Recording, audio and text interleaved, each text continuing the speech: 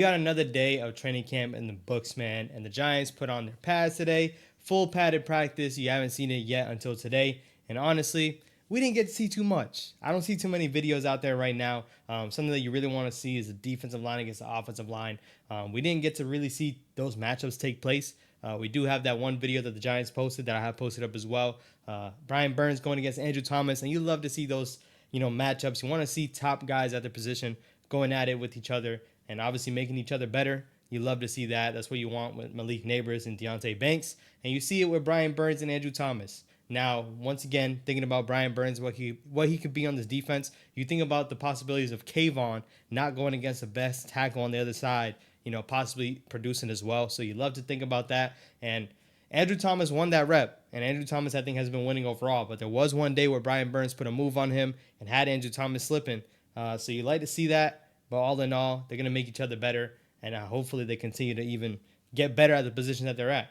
The biggest takeaways that you see, obviously all eyes remain focused on Daniel Jones. And I will say, I'm kind of annoyed scrolling through my timeline on Twitter, seeing what they're talking about Daniel Jones. You see a lot of people keeping track of what Daniel Jones is producing stats-wise, all the missed throws that he's making. And granted, of course, I want to see my quarterback making those throws, but it's practice for a reason. They're also trying to get their timing down. They're trying to get these reps down. And once again, hopefully he makes those throws down the line. I know it's a lot to hope for.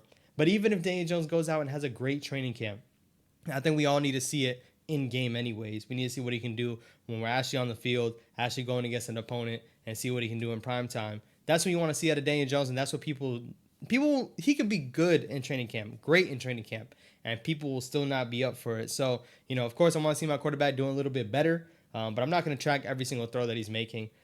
Obviously, I want him to get more of those down. A lot of the big concerns is not leading his receivers and not, Malik Neighbors is wide open and you're not hitting him in stride. That's a little worrisome, but hopefully he gets it down pat and hopefully he makes those adjustments because that's what you want to see.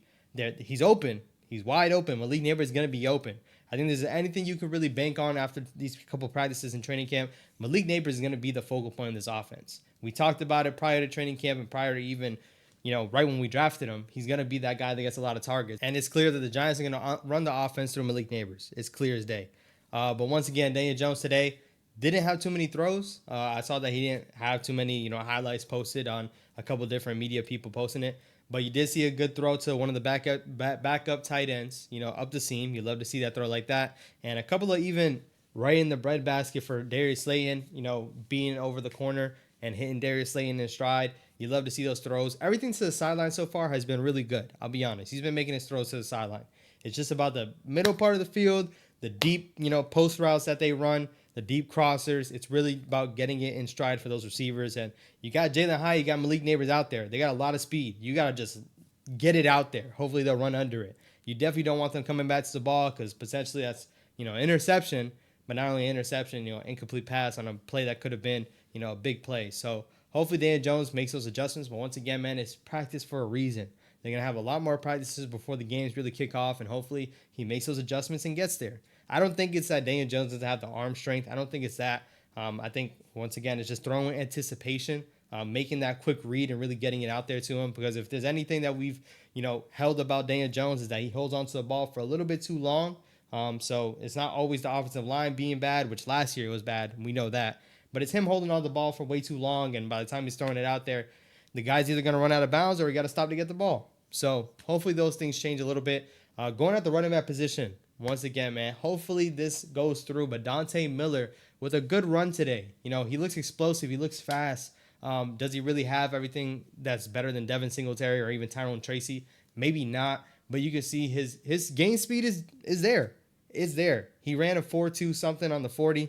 Would have been the fast 40-yard dash for a running back at the combine. We talked about that. But you can see it really translates. And, I don't know. It's going to be up to him and Eric Gray. I spoke on it on the running back preview. I really think RB2 is the one that you're going to see is up for grabs. But they're going to keep 3 running backs. And the third one's going to be the special teams guy and the guy that steps in every now and then.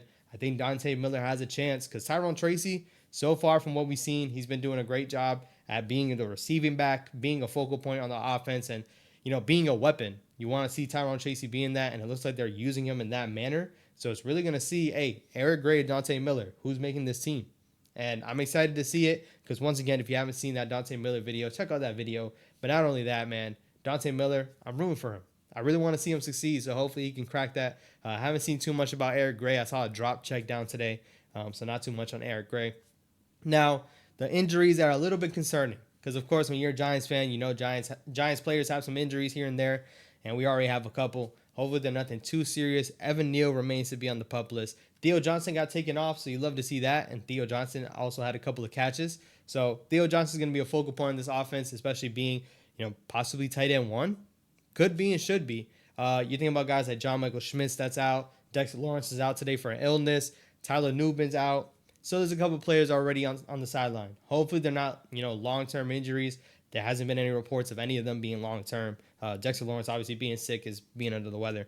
But hopefully with guys like JMS and Tyler Nubin, we need them out there. They're young players that could really get good experience from this training camp, especially Nubin being the rookie. We need him ready for week one, and we want him ready for week one. So hopefully he gets his reps soon.